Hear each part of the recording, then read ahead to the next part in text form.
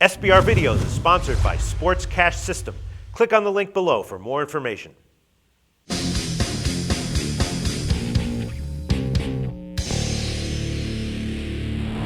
Hi, welcome to SBR Forum Videos. I'm Peter Loshak. This is the opening line show that we do every Monday afternoon with Joe Duffy from OffshoreInsiders.com. We take a look at the recent opening lines and we think about, which lines might attract public action, sharp action, and which lines might move significantly by kickoff. Joe, thanks for being back with us. Thank you, Peter. All right, Joe Duffy. 20-11 against the spread overall in our videos. That is a super impressive record. But again, 0-2 last week, and I kind of felt like both of those picks were a little bit iffy.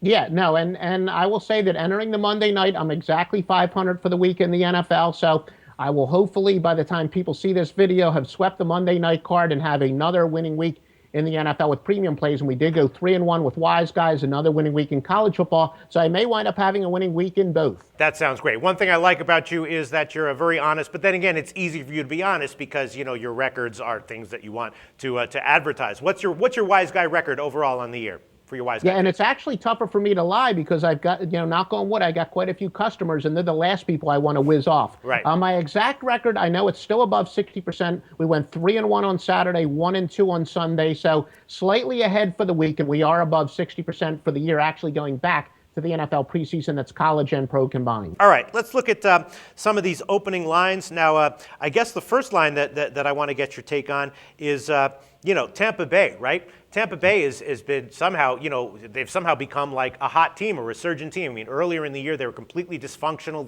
It was like people were wondering whether the team had quit under Schiano. Everyone was expecting them to get fired, any day. Each week they were expecting it to come, but they just, got a road win at Detroit as a 9-point underdog. Carolina struggled in their last game against Miami, and if you took them on the early line at -3.5, you got the cover. If you took them at the closing line at 4.5, you got the loss. But Tampa Bay, 8.5, 9 points. Does that seem like a little bit much? And you think that line might come down a bit?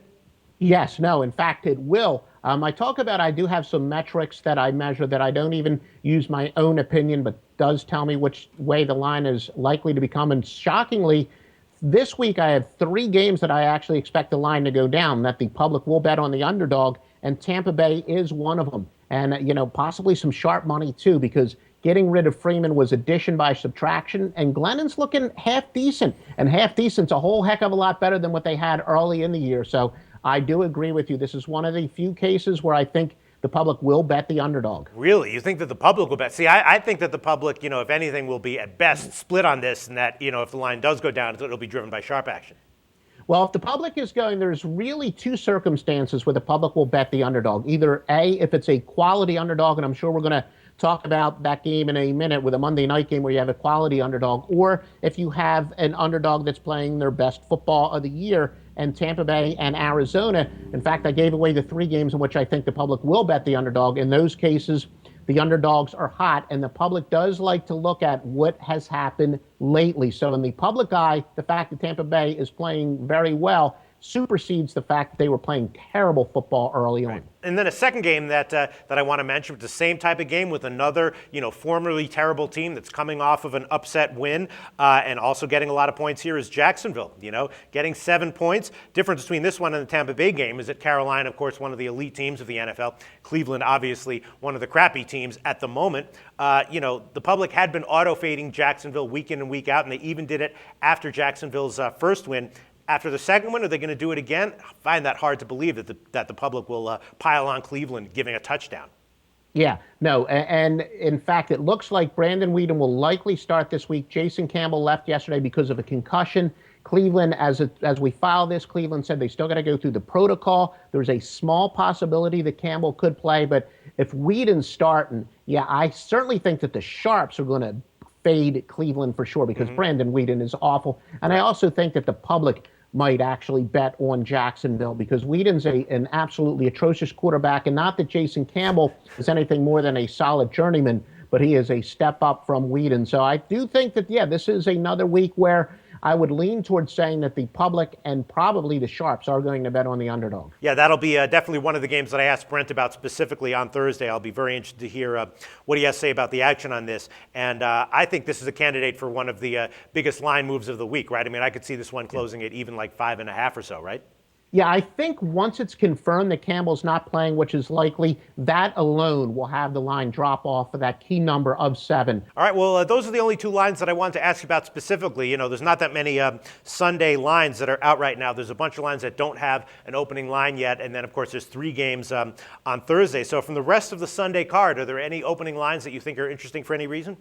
Yeah, on the Sunday card, I do think that the Sharps will likely bet on Buffalo, mainly because Buffalo's probably going to get a couple weapons back, Johnson and Woods at wide receiver. Atlanta, they played competitive last week, and they will have the extra rest, which may or may not be good. But remember, they dug deep against a hated rival, New Orleans. I just don't think Atlanta is going to put 2 good efforts back to back, and I think that the public especially will see that Buffalo is getting a little healthier on offense, and the Sharps will see that Buffalo is getting healthier on offense, and the Sharps will very likely bet on Buffalo. And as I said, it's a rare case where I do think that the public will be betting on an underdog. Arizona, they're playing their best football of the year, and again, in the eyes of the public, what a team has done recently supersedes what they've done all year long. Now, Philadelphia is red hot as well. But, the Eagles, they maybe got their bye week at the wrong time. You don't want to have a bye when you're playing that well. So I actually think Arizona's yet another public underdog. You think so? I feel like the public loves to bet on a team off a bye just blindly, especially if it's seen with like a big offense like Philly and not giving too many points. I mean, right now the opening line is Philly minus 3.5. It seems to me like that's going to be an obvious public side, Philly.